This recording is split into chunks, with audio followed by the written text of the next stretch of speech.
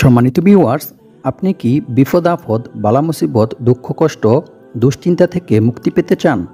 আপনি কি দারিদ্রতা থেকে, অভাব অনটন থেকে মুক্তি পেতে চান? তাহলে আপনি রাতে ঘুমানোর পূর্বে এই নিয়মে সূরা ফাতিহার গোপন আমলটি করুন এবং ইস্তেগফারটি পাঠ করুন। ইনশাআল্লাহ আল্লাহ পাক রব্বুল আলামিন আপনার সকল বিপদ আপদ, বালা মুসিবত, দুঃখ কষ্ট, দুশ্চিন্তা দূর করে দিবেন। আপনার সকল দারিদ্রতা দূর করে দিয়ে আল্লাহ পাক রব্বুল আলামিন আপনাকে গায়বীভাবে অনেক টাকা পয়সা, ধন সম্পদ দান করবেন ইনশাআল্লাহ। সম্মানিত ভিউয়ার্স, গায়বীভাবে অনেক টাকা পয়সা, ধন সম্পদ পেতে হলে সূরা ফাতিহার এই গোপন আমলটি কিভাবে করতে হবে সেই সম্পর্কে জানতে চাইলে ভিডিওটি স্কিপ না করে সম্পূর্ণ ভিডিওটি দেখতে থাকুন। আর ভিডিওটি ভালো লাগলে লাইক, কমেন্ট, শেয়ার করে চ্যানেলটি সাবস্ক্রাইব করে আমাদের পাশে থাকুন। সম্মানিত ভিউয়ার্স, আল্লাহ পাক রব্বুল আলামিন হযরত ইয়াকুব আলাইহিস সালামকে গায়বীভাবে অনেক টাকা পয়সা, স্বর্ণমুদ্রা দান করেছিলেন। আপনারাও যদি কোরআনের উপর বিশ্বাস রেখে, আল্লাহর উপর দৃঢ় বিশ্বাস রেখে এই নিয়মে সূরা ফাতিহার গোপন আমলটি করেন, তাহলে আল্লাহ পাক রব্বুল আলামিন আপনাদেরকেও গায়বীভাবে অনেক টাকা পয়সা, ধন সম্পদ দিয়ে সাহায্য করবেন, যেভাবে আল্লাহ পাক রব্বুল আলামিন অনেক সাহাবায়ে কেরামদেরকে সাহায্য করেছিলেন। তবে অবশ্যই আমলটি করার জন্য আল্লাহর উপর দৃঢ় বিশ্বাস রেখে, আল্লাহর কোরআনের উপর বিশ্বাস রেখে আপনাকে আমলটি করতে হবে। সম্মানিত ভিউয়ার্স, সূরা ফাতিহার আরেকটি নাম হচ্ছে সূরাতুশ শিফা, অর্থাৎ যে ব্যক্তি এই সূরার আমল করবে আল্লাহ পাক রব্বুল আলামিন তাকে সমস্ত রকমের অসুখ বিসুখ থেকে হেফাজত করবেন, সুবহানাল্লাহ। এবং সমস্ত রকমের বিপদ আপদ, বালা মুসিবত, দুঃখ কষ্ট, দুশ্চিন্তা, দারিদ্রতা থেকে আল্লাহ তাআলা তাকে হেফাজত করবেন, সুবহানাল্লাহ।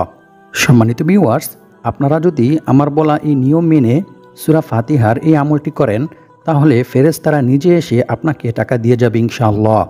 সম্মানিত ভিউয়ার্স, গায়বীভাবে টাকা পাওয়া মানে আল্লাহ তাআলা আপনার কাছে এমনি এমনি টাকা পাঠিয়ে দিবে না, বরং আল্লাহ তাআলা আপনাকে কোনো একটি মাধ্যমে অথবা কোনো একটি ভালো কাজের মাধ্যমে, ফেরেশতাদের মাধ্যমে আল্লাহ তাআলা আপনাকে টাকা দিবেন ইনশাআল্লাহ।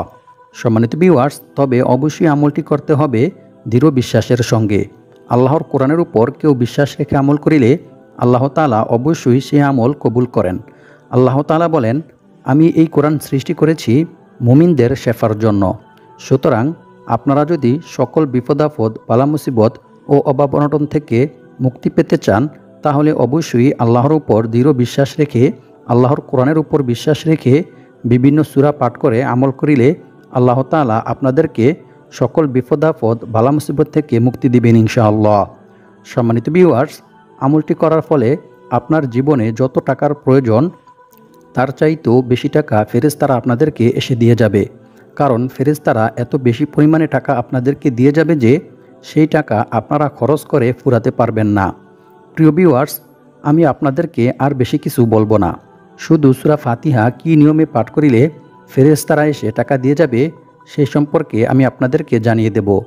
আপনারা সকলেই সূরা ফাতিহার এই আমলটি জানার জন্য এবং ফেরেশতাদের থেকে টাকা পাওয়ার জন্য ভিডিওটি সম্পূর্ণ দেখতে থাকুন।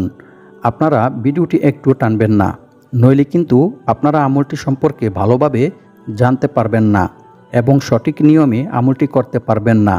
সম্মানিত ভিউয়ার্স, এটি একটি খুবই গুরুত্বপূর্ণ এবং পরীক্ষিত আমল। তো আপনারা কিভাবে, কি নিয়মে আমলটি করবেন সেই নিয়ম সম্পর্কে ক্লিয়ারভাবে আপনাদেরকে আমি জানিয়ে দেব ইনশাআল্লাহ। সম্মানিত ভিউয়ার্স, আপনারা যারা এখনও ভিডিওতে লাইক করেননি, আপনারা দয়া করে লাইক, কমেন্ট, শেয়ার করে চ্যানেলটি সাবস্ক্রাইব করে রাখবেন। আপনারা সকলেই আমলটি করতে পারবেন। ছোট বড়, ছেলে মেয়ে এবং সকল শ্রেণীর মানুষরাই এই আমলটি করতে পারবেন। বিশেষ করে এই আমলটি সম্পর্কে জানতে একটু কষ্ট করে হলেও, একটু ধৈর্য ধরে ফেরেশতাদের থেকে টাকা পাওয়ার আমলটি সম্পর্কে জানতে ভিডিওটি সম্পূর্ণ দেখতে থাকুন। কারণ এই ভিডিওতে ফেরেশতাদের থেকে টাকা পাওয়ার সূরা ফাতিহার যে আমলটি শেখানো হবে, সেইভাবে যদি না করে ভুল নিয়মে আমলটি করেন, তাহলে কিন্তু আপনারা টাকা নাও পেতে পারেন। আপনি যদি ভুল নিয়মে সূরা ফাতিহার এই আমলটি করেন, তাহলে ফেরেশতারা কখনোই আপনাকে এনে টাকা দিয়ে যাবে না। তাই আমি যে নিয়ম বলবো শুধু সেই নিয়মেই আমলটি করিলে আপনারা ফেরেশতাদের থেকে গায়বীভাবে টাকা পয়সা পাবেন ইনশাআল্লাহ। তো আপনারা সকলেই এখন আমার কথাগুলো মনোযোগ দিয়ে শুনবেন।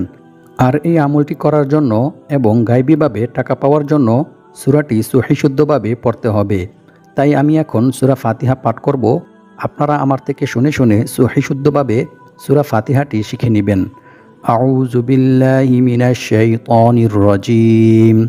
বিসমিল্লাহির রহমানির রহিম। আলহামদুলিল্লাহি রাব্বিল আলামিন। আর রহমানির রহিম। মালিকি ইয়াউমিদ্দিন। إياك نعبد وإياك نستعين اهدنا الصراط المستقيم صراط الذين أنعمت عليهم غير المغضوب عليهم ولا الضالين آمين। তো সম্মানিত ভিউয়ার্স, আশা করছি আপনারা সকলেই সূরা ফাতিহার তিলাওয়াতটি শুনেছেন। তো এখন বলে দিব ফেরেশতাদের থেকে টাকা পাওয়ার জন্য সূরা ফাতিহাটি আপনারা কী নিয়মে পাঠ করবেন। মনে রাখবেন, প্রথমে আপনাদেরকে এই আমলটি করার জন্য ওযু করে পাকপবিত্র হয়ে প্রস্তুতি গ্রহণ করতে হবে। সম্মানিত ভিউয়ার্স, আপনারা হয়তো ভাবছেন এই আমলটি আপনারা কোন সময়ে করবেন এবং কী নিয়মে করবেন। চিন্তার কোনো কারণ নেই, সেই সম্পর্কেও আমি আপনাদেরকে জানিয়ে দেব ইনশাআল্লাহ। তো প্রিয় ভিউয়ার্স, আপনারা হয়তো ভাবতেছেন এই আমলটি আপনারা কোন সময়ে করবেন অথবা কখন করবেন কিংবা কোন কোন দিনে আমলটি করতে পারবেন। প্রিয় দর্শক, আপনারা এই আমলটি যে কোনো দিনই করতে পারবেন। সপ্তাহের 7 দিনের মধ্য থেকে যে কোনো দিন আমলটি করতে পারবেন, তবে আমলটি নির্দিষ্ট একটি সময়ে করতে হবে। প্রিয় ভিউয়ার্স, আপনাদেরকে একটু পরেই জানিয়ে দেব আমলটি কোন সময়ে আপনাদেরকে করতে হবে। আমলটির সময় কিন্তু খুবই গুরুত্বপূর্ণ, তাই সম্পূর্ণ ভিডিওটি মনোযোগ দিয়ে দেখতে থাকুন। আমলটি করার জন্য প্রথমে আপনারা ওযু করে পাকপবিত্র হয়ে একটি পরিষ্কার পরিচ্ছন্ন পাকপবিত্র জায়গায় যাবেন। সম্মানিত ভিউয়ার্স, এর জন্য আপনি যে কোনো জায়গায় যেতে পারেন, সেটা হতে পারে আপনার বাসায় কিংবা মসজিদে। তবে শর্ত হচ্ছে জায়গাটি পাকপবিত্র পরিষ্কার পরিচ্ছন্ন হতে হবে। তারপর আপনারা সেই জায়গায় গিয়ে বসবেন। অতঃপর কয়েকবার ইস্তেগফার এবং দুরূদ শরীফ পাঠ করবেন। আর মনে রাখতে হবে, অবশ্যই আপনাদেরকে রাতে এশারের নামাজ জামাতের সহিত আদায় করতে হবে এবং ওযু অবস্থায় পাকপবিত্র অবস্থায় থাকতে হবে। আমি আপনাদেরকে যে দুরূদ পাঠ করে শোনাবো সেই দুরূদটি আপনাদেরকে পাঠ করতে হবে এবং আমি যে ইস্তেগফারটি পাঠ করব আপনাদেরকেও সেই ইস্তেগফারটি পাঠ করতে হবে। আর আমলটি আপনারা সবাই করতে পারবেন। যাদের অনেক টাকার প্রয়োজন আছে তারাও করতে পারবেন এবং যাদের অনেক টাকা আছে তারাও করতে পারবেন।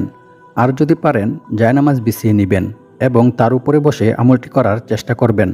তবে জায়নামাজটি পাকপবিত্র পরিষ্কার পরিচ্ছন্ন কিনা সেদিকেও লক্ষ্য রাখবেন।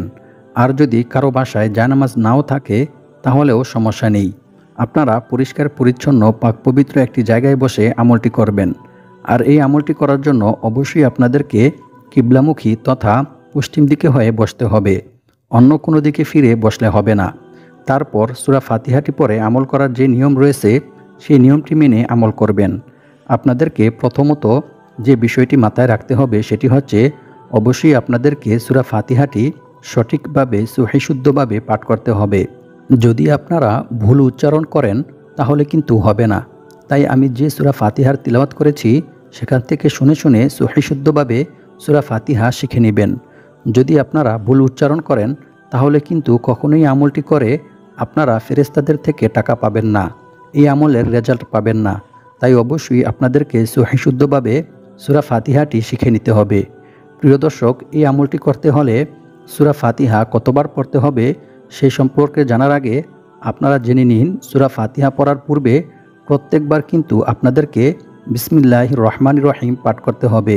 তো আপনারা যতবারই সূরা ফাতিহা পড়বেন ততবারই প্রথমে বিসমিল্লাহির রহমানির রহিম পাঠ করে নেবেন এবং সূরা ফাতিহা শেষ করে আমিন বলবেন। কারণ সূরা ফাতিহার মধ্যে অনেক বিশেষ বিশেষ ফজিলত রয়েছে, দোয়া রয়েছে। আপনারা যদি আমিন বলেন তাহলে আল্লাহ তাআলা সেই দোয়াগুলি আপনাদের জন্য কবুল করে নেবেন, আর আমিন না বললে সেই দোয়াগুলি আপনাদের জন্য কবুল হবে না এবং আমলটিও গ্রহণযোগ্য হবে না। তাই অবশ্যই আপনাদেরকে প্রত্যেকবার সূরা ফাতিহা শেষ করার পর আমিন বলতে হবে। আর অবশ্যই আমলটি করার পূর্বে আপনাদেরকে কয়েকবার দুরূদ শরীফ ও ইস্তেগফার পাঠ করতে হবে। কারণ রাসূল সাল্লাল্লাহু আলাইহি ওয়াসাল্লামের উপর দুরূদ পাঠ না করা হলে কোনো আমল বা দোয়াই আল্লাহ তাআলার দরবারে কবুল হয় না। আর আমলটি অবশ্যই দৃঢ় বিশ্বাস নিয়ে করতে হবে এমনকি আমলটি করা শেষ হলেও কয়েকবার দুরূদ শরীফ ও ইস্তেগফার পাঠ করতে হবে। আর ইস্তেগফার পাঠ করার বিশেষ কিছু ফজিলত ও পুরস্কার রয়েছে। ইস্তেগফার পাঠ করার কিছু বিশেষ ফজিলত ও পুরস্কারের বিষয়ে কোরআন এবং হাদিস থেকে আমি আপনাদেরকে এখন জানিয়ে দেব ইনশাআল্লাহ। রাসূল সাল্লাল্লাহু আলাইহি ওয়াসাল্লাম বলেন, আল্লাহ তাআলা ওই ব্যক্তির চেহারা উজ্জ্বল করে দেন যে ব্যক্তি আমার কোনো হাদিস শুনেছে অতঃপর তা অন্যের কাছে পৌঁছে দিয়েছে। সুবহানাল্লাহ। সম্মানিত ভিউয়ার্স, আপনারাও যদি ভিডিওটি শোনার পর ভিডিওটি শেয়ার করে দেন তাহলে আপনাদের দ্বারা যারা শুনবে, আপনাদের মাধ্যমে যারা শুনতে পাবে, এই কারণে আপনারাও এই হাদিসের ফজিলত অর্জন করতে পারবেন। আল্লাহ তাআলা আপনাদের চেহারাও উজ্জ্বল করে দিবেন। সুবহানাল্লাহ। সম্মানিত ভিউয়ার্স, এখন আমরা জেনে নেব ইস্তেগফার পাঠ করার গুরুত্ব ও পুরস্কার সম্পর্কে। মহান আল্লাহ তাআলা পবিত্র কোরআনের মধ্যে বলেন, ইল্লা মান তাবা ওয়া আমানা ওয়া আমিলা আমালান সলিহা ফাউলাইকা ইউবাদদিলুল্লাহু সাইয়্যাতিহিম হাসানাত ওয়া কানাল্লাহু গফুরার রহিমা। অর্থ, তবে যে ব্যক্তি তওবা করে, ঈমান আনে এবং সৎকর্ম করে, পরিণামে আল্লাহ তাআলা তাদের পাপগুলোকে নেকি দ্বারা পরিবর্তন করে দেন। সুবহানাল্লাহ। আল্লাহু আকবার। আল্লাহ তাআলা অতি ক্ষমাশীল ও পরম দয়ালু। সূরা ফুরকান আয়াত নং ৭০। এক হাদিসে রাসূল সাল্লাল্লাহু আলাইহি ওয়াসাল্লাম বলেছেন, নিশ্চয়ই আল্লাহ তাআলা বান্দার তাওবা কবুলের জন্য পশ্চিম দিকে একটি দরজা খোলা রেখেছেন, যার প্রশস্ততা হচ্ছে ৭০ বছরের পথ। সূর্য পশ্চিম দিকে উদয় না হওয়া পর্যন্ত এ দরজা বন্ধ করা হবে না। সুবহানাল্লাহ। আল্লাহু আকবার। তিরমিজি শরীফ হাদিস নং 3536। সম্মানিত ভিউয়ার্স, আল্লাহ তাআলা পবিত্র কোরআনের মধ্যে বলেন, আর যে ব্যক্তি আল্লাহকে ভয় করবে, আল্লাহ তাআলা তার সমস্ত সমস্যা থেকে উত্তরণের পথ বের করে দিবেন আর তাকে এমন জায়গা থেকে রিজিক দান করবেন যা সে কল্পনাও করতে পারবে না। অর্থাৎ অকল্পনীয় উৎস থেকে গায়বীভাবে আল্লাহ তাআলা তার রিজিকের ব্যবস্থা করে দিবেন। সুবহানাল্লাহ। আর যে ব্যক্তি আল্লাহর উপর ভরসা করবে তার জন্য তিনি যথেষ্ট হবেন। নিশ্চয়ই আল্লাহ তাআলা তার সমস্ত ইচ্ছা পূরণ করবেনই। সুবহানাল্লাহ। আল্লাহু আকবার। সূরা তলাক আয়াত নং 2 থেকে 3।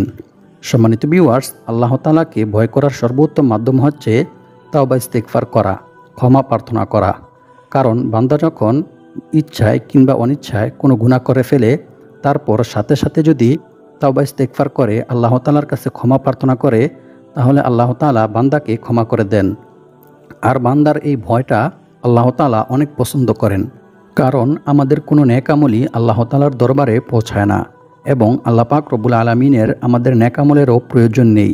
আমাদের নেক আমল শুধুমাত্র আমাদের কল্যাণের জন্যই। আল্লাহ তাআলা শুধু এতটুকুই দেখেন যে বান্দা আল্লাহকে ভয় করে কিনা। বান্দা আল্লাহকে কতটুকু ভয় করে এটাই আল্লাহ তাআলা দেখেন। কারণ মুসলিম শরীফের এক হাদিসে বলা হয়েছে, আল্লাহর রাসূল সাল্লাল্লাহু আলাইহি ওয়াসাল্লাম বলেন, বনী ইসরাইলের এক ব্যক্তিকে আল্লাহ তাআলা ক্ষমা করে দিয়েছিল শুধুমাত্র আল্লাহকে ভয় করার কারণে।